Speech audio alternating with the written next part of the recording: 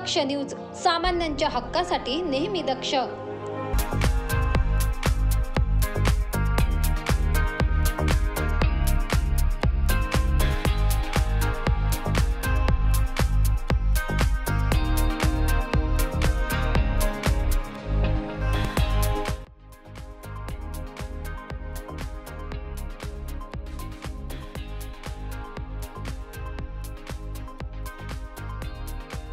राज्यातील महायुती सरकारने निवडक व्यावसायिक अभ्यासक्रमांमध्ये प्रवेश घेतलेल्या ओबीसी, एबीसी, विमुक्त जाती आणि भटक्या जाती प्रवर्गातील विद्यार्थ्यांसाठी शिक्षण शुल्क आणि परीक्षा शुल्क प्रतिपूर्ती योजनेसाठी असलेली उत्पन्नाची अट रद्द केली आहे।